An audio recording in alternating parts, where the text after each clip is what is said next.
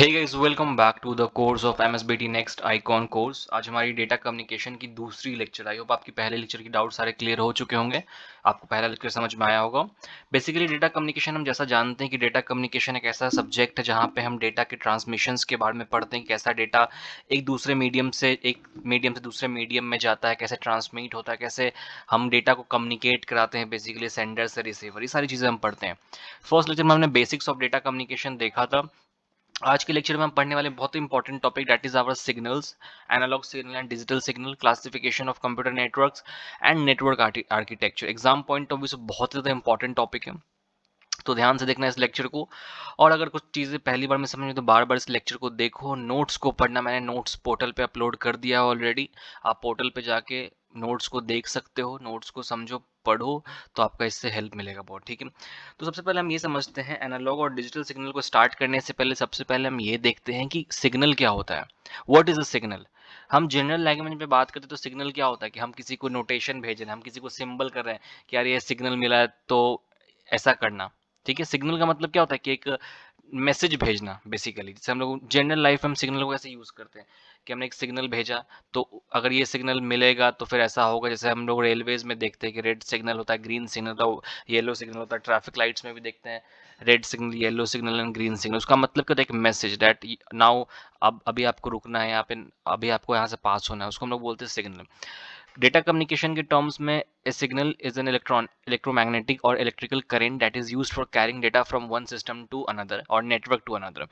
Signal की वजह से हम डेटा को कैरी करते हैं, एक मीडियम से दूसरे मीडियम में भेजते हैं। The signal is a function that conveys information about A phenomenon. Basically signal के पास वो सारी इन्फॉर्मेशन होती है जो अभी चीज़ें हुई हैं रिसेंट में। ठीक है, सपोज को आपने डेटा को कहाँ भेजा है, कैसे भेजा है, मीडियम क्या, तो वो सारी इन्फॉर्मेशन सिग्नल के पास होती है। खैर, हमारा जो सिलेबस में कंटेंट है, जो कंसर्न है, वो ज़्यादा सिग्नल के बारे में नहीं, analogue signal and digital signal क्या होता है। ठीक है, analogue signal is a continuous signal in which one time varying quantity represents another time based variable. These kind of signals work with physical values and natural phenomena such as earthquake, frequency, volcano, speed of wind, weight, lightning, etc. अब analogue signal का हम कहाँ पे use करते हैं? सबसे पहले तो एनालॉग सिग्नल क्या होता है? कंटिन्यूअस सिग्नल होता है। यहाँ पे पहला, ये टाइम को रिप्रेजेंट करता है, किस टाइम में कितनी चीजें। टाइम वेरिंग क्वांटिटी मतलब क्या होता है? जो चीजें टाइम के साथ बदलती रहती हैं। ठीक है, इस टाइप के सिग्नल बेसिकली फिजिकल वैल्यूज और नेचुरल फिनोमेना में हम ज्यादा यूज करते हैं, जैसे अर्थक्वेक, फ्रीक्वेंसी, वोल्केनो की, अर्थक्वेक की फ्रीक्वेंसी हो गई, वोल्केनो की हो गई, विंड का स्पीड हो गया, बिजली जो करकता है, लाइटनिंग हो गई। इन सब चीज़ों का हम जब मेजर करते हैं तो हम कौन सा सिग्नल यूज करते हैं? That is our analogue signal, क्योंकि analogue signal is a continuous signal, ये कंटिन्यूअस है।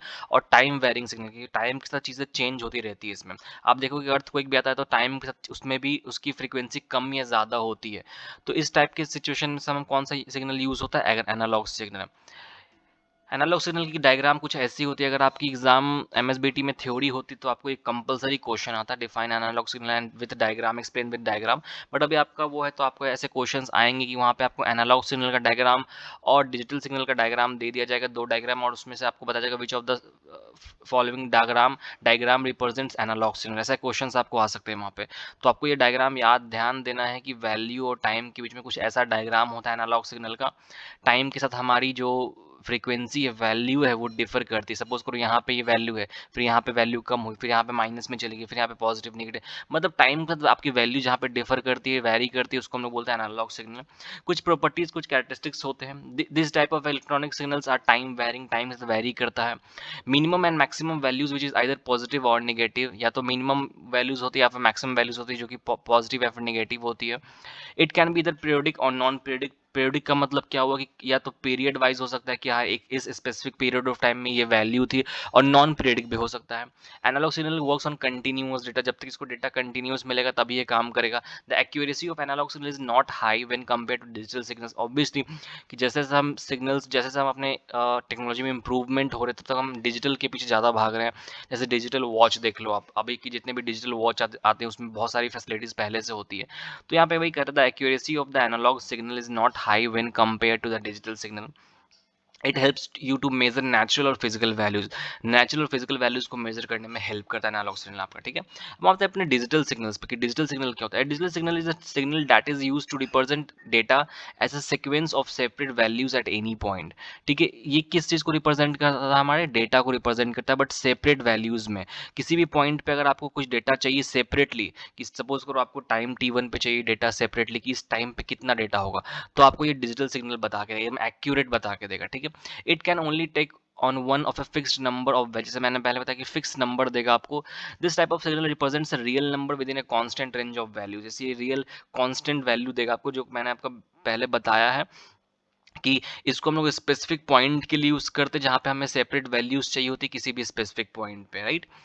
उसके साथ डिजिटल सिग्नल का डायग्राम कुछ ऐसा दिखता है जहाँ पे आपको देखो स्पेसिफिक वैल्यू की, यहाँ से इस टाइम पे ये परफेक्ट वैल्यू है, इस टाइम पे ये स्पेसिफिक वैल्यू, इस टाइम पे स्पेसिफिक ये वैल्यू है। हमारा एनालॉग सिग्नल में क्या था, ये ऐसा था एनालॉग सिग्नल कि इस टाइम पे यहाँ से ऊपर गया फिर नीचे आया फिर गया, तो इसको हम लोग बोलते हैं टाइम वेरी, टाइम से वेरी करता है। डिजिटल सिग्नल में क्या है, वेरी नहीं कर रहा है। यहाँ पे देखो स्पेसिफिक इस पॉइंट पे टाइम पे इतना है, इस पॉइंट ऑफ टाइम पे इतना है, इस पॉइंट ऑफ टाइम पे इतना है, तो इसको हम लोग बोलते हैं डिजिटल सिग्नल, इसलिए ज़्यादा ये एक्यूरेट भी ज़्यादा होता है digital signal. Digital signals are also called as continuous signals. This type of electronic signals can be processed and transmitted better compared to analog signal. Analog signals हम better को मानते हैं. Digital signals are versatile, so it is widely used. हम इसको बहुत सारे जगह पे अलग अलग applications में use कर सकते हैं. Accuracy of the digital signals is better than analogue signal, analogue signal से ज़्यादा एक्यूरेसी इसमें होती है। आपको यहाँ के नोट्स मेंटेन करने की ज़रूरत नहीं है, मैं नोट्स में सारी चीज़ें अपडेट किया हूँ, तो आपको ये ज़रूरत नहीं है यहाँ से चीज़ों को कॉपी करने की या फिर लिखने की, ठीक है।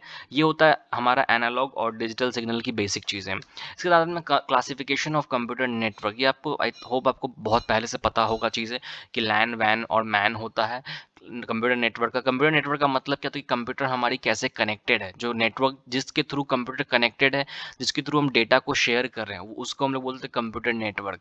कंप्यूटर नेटवर्क तीन तरीके से कनेक्ट हो सकती है, लैन वैन और मैन। लैन का मतलब होता है लोकल एरिया नेटवर्क, वाइड का मतलब वैन का मतलब होता है वाइड एरिया नेटवर्क, और मैन का होता है मेट्रोपॉलिटन एरिया नेटवर्क। इससे 100% आपके एमएसबीटी में क्वेश्चन, दो क्वेश्चन बनते ही है 100%, ठीक है। सबसे लोकल एरिया नेटवर्क क्या होता है, आई होप पहले से सबको पता होगा लोकल एरिया नेटवर्क क्या होता है। LAN or local area network connects network devices in such a way that personal computer and workstation can share data tools and programs. Basically हम इसको लोकली शेयर कर सकते हैं, दो तीन कंप्यूटर के साथ शेयर कर सकते हैं अपने लोकल पर्सनल यूज के लिए।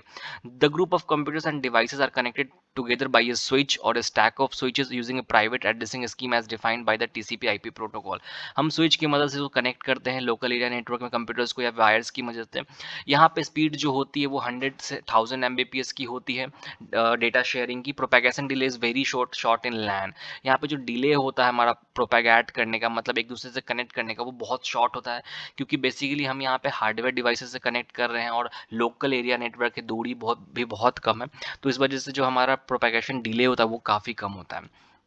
इसका wide area network, wide area network is a computer network that x tends over a large geographical, large area को कवर करता है, जैसे दो स्टेट को कवर करता है या फिर कंट्रीज को कवर करता है, मतलब इतना इसका रेंज इतना वाइड होता है। The technology is high speed and relatively expensive, ये थोड़ा सा एक्सपेंसिव होता है। वैन data rate is slow about a tenth of LAN speed, जो वैन का डेटा रेट होता है वाइड एरिया नेटवर्क का, वो लैन के कंपेरिजन में 10th स्पीड कम होता है, मतलब 1/10 ऑफ लैन स्पीड होता है। Since it involves increase distance and increase number of servers and terminal etc, speed of वैन ranges a few kilobyte per second to megabytes per second. मतलब basically हम इतनी लंबी दूरी में डेटा को ट्रांसमिट कर रहे हैं, इतने ज़्यादा सर्वर्स हैं, नंबर ऑफ सर्वर भी ज़्यादा होते हैं, टर्मिनल्स भी ज़्यादा होती है, उसकी वजह से जो आपकी स्पीड होती है वो कहीं ना कहीं कम हो जाती है। केबी से लेके एमबी तक में ये आपके डेटा को शेयर करता है, राइट। इसके बाद आता है metropolitan area network. MAN or metropolitan area network covers a large area than LAN and smaller areas compare to वैन। ये बीच में होता है, लैन और वैन के बीच में होता है। ये लैन से ज़्यादा एरिया कवर करता है और वैन से कम एरिया कवर करता है। It connects to or more computers that are apart but resides in the same on different cities. अगर कोई दो तीन कंप्यूटर को कनेक्ट करना है डिफरेंट सिटीज़ में या फिर सेम सिटीज़ में, तो आप मैन का यूज़ कर सकते हो। MAN is design for customers who need a high speed connectivity, जिनको हाई स्पीड कनेक्टिविटी चाहिए वो मैन का यूज़ कर सकते हैं, मेट्रोपॉलिटन एरिया नेटवर्क का। Speeds of MAN ranges in terms of Mbps, Mbps के रेंज में आप इसकी स्पीड होती है। It is costly and may or may not be owned by single organisation. The data transfer rate and propagation delay of man is moderate, मतलब इसका जो connecting speed होता है, ट्रांसफरिंग स्पीड होता है, वो लैन से थोड़ा सा ज़्यादा होता है, और लैन से थोड़ा सा कम होता है और वैन से थोड़ा सा ज़्यादा होता है, मतलब मॉडरेट होता है, मीडियम में इसको आप यूज़ कर सकते हैं। ठीक है, आई होप आपकी कंप्यूटर फंड नेटवर्क की चीज़ें, classification of computer network complete हो गई होगी, चीज़ें क्लियर हो गई होगी। फिर हम आते हैं अपने नेक्स्ट टॉपिक पे, that is our network architecture. क्या होता है कि जब भी कोई आप नेटवर्क में कोई भी डेटा शेयर कर रहे हो, तो वहाँ पे एक आर्किटेक्चर को हम फॉलो करते हैं, जहाँ पे एक सिंप्लीफाई चीज़ें कनेक्टेड होती है एक दूसरे से, एक तरीका होता है, एक प्रोसेस होता है, एक प्रोटोकॉल होता है, जिसके आधार पे आपकी सारी चीज़ें काम करती है कि आपका क्या प्रोटोकॉल्स होगा, कैसे सॉफ्टवेयर हार्डवेयर कम्युनिकेट करेगा, सारी चीज़ें, उसको हम लोग बोलते हैं नेटवर्क आर्किटेक्चर। अब डेटा कम्युनिकेशन में दो तरीके के नेटवर्क आर्किटेक्चर होते हैं हमारे पास। एक होता है पीयर टू पीयर, दूसरा होता है client server model. Peer to peer architecture क्या होता है हमारा? पीयर टू पीयर आर्किटेक्चर होता है, दूसरा क्लाइंट सर्वर मॉडल होता है आपका। ठीक है, हम समझते हैं पीयर टू पीयर में क्या होता है। आप डायग्राम को देख के आपको समझ में आ रहा होगा कि यहाँ पे जो अलग अलग डिवाइसेस अब एक दूसरे से कनेक्टेड है, यहाँ पे आप देखो डिफरेंट डिफरेंट कंप्यूटर्स आपस में कनेक्टेड है। ठीक है, हम पढ़ते हैं to peer network is a network in which all the computers are linked together with equal privilege and responsibility for processing the data. यहाँ पे क्या होता है, आपके आपके नेटवर्क में जितनी भी कंप्यूटर्स है ना, सारे एक दूसरे से कनेक्टेड होते हैं with equal privilege and responsibility. मतलब सबको इक्वल एक्सेस दिया जाता है, इक्वल रिस्पॉन्सिबिलिटी दी जाती है डेटा को प्रोसेस करने के लिए। ठीक है, peer to peer network is useful for small environments, usually up to 10 computer. अगर आपके पास छोटा एनवायरमेंट है, 10-12 कंप्यूटर्स कनेक्ट करना है आपको, अगर आपकी छोटी सी कंपनी, छोटा सा ऑफिस है, तो आप वहाँ पे peer to peer architecture use कर सकते हो। Peer to peer network has no dedicated server, यहाँ पे कोई सर्वर नहीं होता, यहाँ पे हम बेसिकली सारे कंप्यूटर्स को एक साथ कनेक्ट करते हैं और देन यूज करते हैं। Special permissions are assign to each computer for sharing the resources. सब सारे कंप्यूटर्स के पास अपने कुछ परमिशंस असाइन होते हैं, जिससे आप डेटा को शेयर कर सकते हो। But this can lead to a problem if the computer with the resource is down. अब सपोज करो इसमें प्रॉब्लम क्या होती है कि सपोज करो ये डायग्राम देखो आप, ये सारे कंप्यूटर्स एक दूसरे से कनेक्टेड है। अब जिन कंप्यूटर के पास रिसोर्स है और जो कंप्यूटर अपने डेटा को डिफरेंट कंप्यूटर शेयर कर रहा है, अगर उस कंप्यूटर में प्रॉब्लम आएगी तो डेटा शेयरिंग में प्रॉब्लम आती है। ये प्रॉब्लम होती है पीयर टू पीयर मॉडल की। ठीक है, इसके मैंने सारे डिटेल्स नोट्स में डाले, तो आप वहां जाके देख सकते हो। Right, client server model. Client server model थोड़ा सा मॉडिफाइड वर्जन होता है। यहाँ पे आप डायग्राम पे देखो कि ये क्लाइंट की सिस्टम है, ये इंटरनेट है, ये सर्वर है। मतलब सर्वर मतलब जहाँ पे आपकी सारी डेटा मौजूद है, ये सारा हमारा क्लाइंट है। ये लैपटॉप का क्लाइंट है, मोबाइल क्लाइंट, ये हमारा डेस्कटॉप, मतलब ये डिफरेंट क्लाइंट्स है, 3 टाइप के अलग अलग क्लाइंट्स हैं। और ये इंटरनेट है और ये सर्वर है। हम देखते हैं आपको मैक्सिमम चीज़ समझ में आ गई क्या होता होगा। Client server network is a network model designed for the end user called clients to access the resources such as songs, videos from a central computer known as server। क्या होता है कि जब भी हम वेबसाइट, किसी भी वेबसाइट को यूज करते हैं, तो हम कहीं पे भी रहें, कहीं से भी रहें, तो हम उसको यूज कर सकते हैं किसी किस की मदद से, सर्वर की मदद से। मतलब हमने एक एक बेसिकली एक पॉइंट बनाया है, एक रूम बनाया है, जहाँ पे अपने सारे रिसोर्सेज को डाल दिया। अब जिस भी यूजर को चाहिए वो वहां से उठा के यूज कर सकता है। ठीक है, जैसे सपोज करो ये जो सर्वर है आपका, ये एज अ रूम है। एक रूम में आपने सारे सामान को डाल दिया, सारे रिसोर्सेज को डाल दिया, सारे गाने, वीडियो, जितनी भी चीजें, फाइल, सब डाल दिया, और इंटरनेट के थ्रू आप कनेक्ट हो गए सबसे। ठीक है, अब क्लाइंट को जब भी जरूरत होगी तो सीधे इंटरनेट के थ्रू आपके सर्वर से वो चीज़ों को ले सकते हैं। जैसे यूट्यूब, यूट्यूब पे आप जाते हो तो आपको यूट्यूब पे किसी कंप्यूटर कनेक्ट करना पड़ता है कि नहीं? आपने सिंपल गए, इंटरनेट खोला, आपने यूट्यूब खोला और यूट्यूब पे गाने सुना। वो किसका एग्जाम्पल है? क्लाइंट सर्वर आर्किटेक्चर का। आपके एग्जाम में ऐसे क्वेश्चंस आते हैं कि यूट्यूब, गूगल, ये सब किस आर्किटेक्चर पे काम करता है, तो आपको बोला क्लाइंट सर्वर आर्किटेक्चर पे वर्क करता है ये। ठीक है, the central controller is known as server.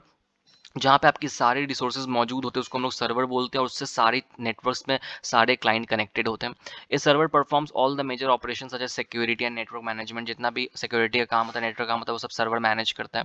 All the clients communicate which each other through a server. For example, if client 1 wants to send some data to client 2, then it first send the request to the server of the permission, then server sends a response to the client 1 to initiate communication with the client 2। अब suppose करो यहाँ पे different clients है। अब इस client 1 को इस client से कम्युनिकेट करना, सब लैपटॉप के क्लाइंट को डेस्कटॉप क्लाइंट से कम्युनिकेट करना। मैं आपको एग्जांपल बता रहा हूँ। क्लाइंट 1 को क्लाइंट 2 से कम्युनिकेट करना, तो क्या करेगा? क्लाइंट 1 पहले इंटरनेट से के थ्रू सर्वर से कम्युनिकेट करेगा, सर्वर से परमिशन लेगा, और फिर क्लाइंट 2 तक रिक्वेस्ट पहुंचाएगा। देन फिर क्लाइंट 2 से आपको अलाउ मिलेगा, देन आप क्लाइंट 1 और क्लाइंट 2 आपस में कम्युनिकेट कर सकता है। All the clients communicate with each other through a server. Server से हम कम्युनिकेट कर सकते हैं। For example, if client 1 wants to send some data to client 2, अगर आप क्लाइंट 1 क्लाइंट 2 को कुछ डेटा भेजना चाहता है, तो पहले इसको रिक्वेस्ट करना पड़ेगा सर्वर से परमिशन के लिए। देन अगर क्लाइंट 2 से परमिशन आएगी तभी क्लाइंट 2 को डेटा भेज पाएगा। ठीक है, तो ये होती client server architecture. I hope आपकी चीज़ें क्लियर हो गई होंगी, काफ़ी ईजी तरीके से मैंने बताया, आपको कोशिश की है। नोट्स में आपकी मैंने सारी चीज़ें डाल दी कि क्या क्या नेटवर्क आर्किटेक्चर की चीज़ें हैं, बहुत इंपॉर्टेंट टॉपिक है। ठीक है, सबसे ज़्यादा इंपॉर्टेंट इंपॉर्टेंट है यहाँ पे आपका एनालॉग सिग्नल डिजिटल सिग्नल से क्वेश्चंस आते हैं आपके। देन आपको फिर उसके बाद आपको डिजिटल सिग्नल्स के डायग्राम याद रखने हैं। देन आपको क्लासिफिकेशन ऑफ कंप्यूटर नेटवर्क पता होना चाहिए। लैन क्या होता है, वैन क्या होता है, मैन क्या होता है। नेटवर्क आर्किटेक्चर में हमने पीयर टू पीयर और क्लाइंट सर्वर मॉडल पे आपको 100% एक क्वेश्चन आते हैं, ठीक है। तो आपको ये सारी चीज़ें प्रैक्टिस करनी, सारी चीज़ें नोट्स पे पढ़ना है, याद करना है। और कुछ प्रॉब्लम होती है अगर, तो हम डाउट सेशन में चीज़ों को क्लियर करेंगे संडे को, ठीक है। आई होप आपकी सारी चीज़ें क्लियर हो गई हों पहले की भी, और आपको मज़ा आ रहा होगा पढ़ के, ठीक है। Thank you so much for watching this video. Have a good day.